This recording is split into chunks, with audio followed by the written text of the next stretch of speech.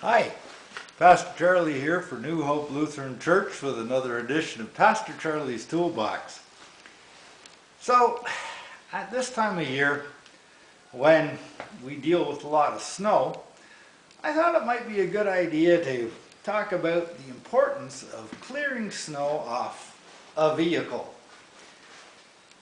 And it's important because having a clean vehicle on the road is not just the law in these parts, but it keeps a lot of pedestrians happy as well.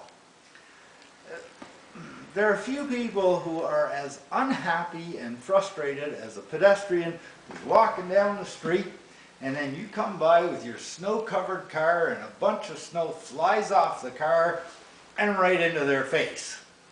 Let's keep the pedestrians happy.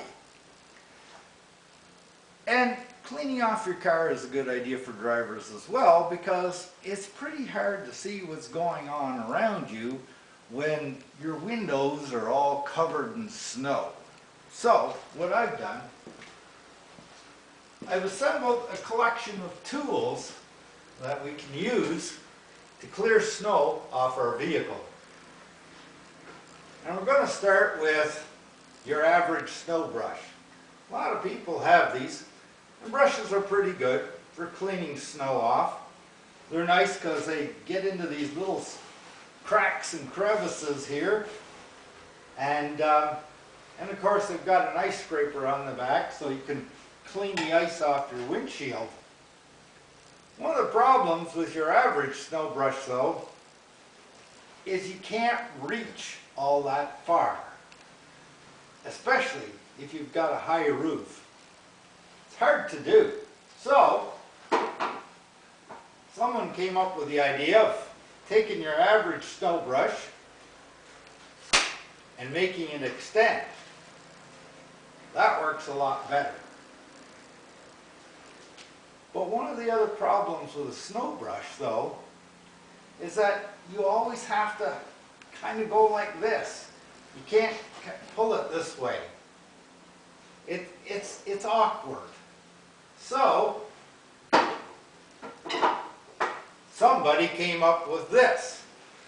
This looks like your average snow brush. You can use it to clean snow, but it folds out to go the other way, and it extends some. So it's not bad, but again, it's a little bit short, and the other thing I found with this, it's almost got too much stuff on it, and with age, it doesn't want to always fold up that good. Another problem with a snow brush is, it's okay if your snow is, this deep, but what if you get that much snow? How do you clean that off with something like this? You'll be at it all day. Luckily, someone had a thought on that, and they invented this. It's rigid, but the material is soft enough so that it doesn't damage your paint. And, great thing here, it extends. So you can really get a lot of reach on this. I can reach right across the vehicle and pull snow off. The one problem I have with this one though, I can't get in here very good. I can't get into the small places. It's almost like it's just too big. As much as I like it, it has some flaws. So, we found this. And right now, this is my favorite tool for clearing snow off a vehicle because it extends. You can reach it all the way across. You can reach up to the roof. You can pull the snow this way. It has these corners so you can get down in here and get snow out of there. And this is the part I really like. It turns this way so you can also take snow off like this if you want to. it's pretty versatile and it folds up fairly well so that fits in your car just about anywhere. Like I say, right now, these days, this one's my favorite one. Now, you might be saying to yourself, why is he sharing all this information about snow brushes with us? I think it's important that we know what's out there and what's available. And I think it's important because not everybody realizes what they can all do. They don't get their full potential. And so I want to pass this information on because actually it's important to you. If you've got a vehicle, you want to be able to clean it off well. And in the same way that I want to share this information with you, I also think it's important to share our faith, what we believe about God with others. It's important because faith isn't just about believing in something, it's about living a way of life. It's kind of like we may say, well, you know, I believe cars should be cleaned off, but then we don't do it. Doesn't make sense. We want to be able to do it. We want to be able to live out our faith. And when we do, in the long run, it's to our advantage.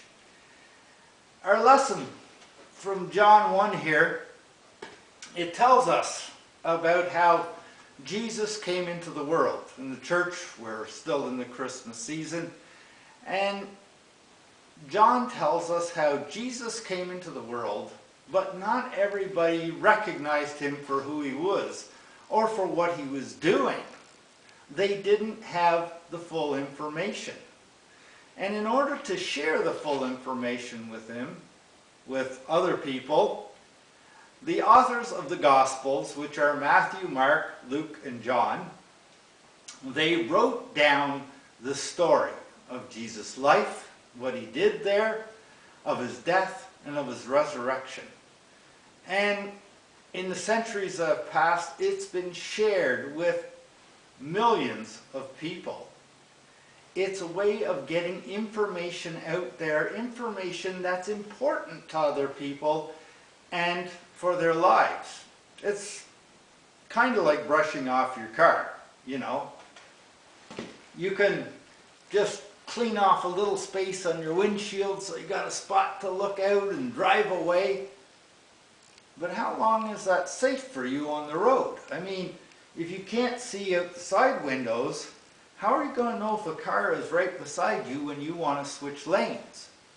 Or if you don't clean off the back, how are you going to know what's going on behind you? And if your roof isn't cleaned off, what if a big pile of snow flies off your roof, hits the windshield of a car behind you, and that driver can't see, and they may not see that you're stopping and run right into you? It's important to act on what we know and what we believe. So, practice cleaning your vehicle this winter and practice your faith. Share it with others. We might think because we can't gather at this time, because perhaps we're in lockdown and it makes it impossible to share our faith with others, but actually this is a very good time to share our faith, and easy too, much easier than you think. Here at New Hope, we have a lot of sermons and videos that you can share with others. If you want to keep up with our videos, hit the subscribe button. It's easy to share this information. All you got to do is use your mouse, move it around, click it a few times. You can put videos on Facebook if you like. You can share it with all kinds of people, not just your family and friends. We should never limit ourselves in sharing our faith. God's promises of hope are to be shared with the world. And really, there's never a better time to share it. So get out there and share.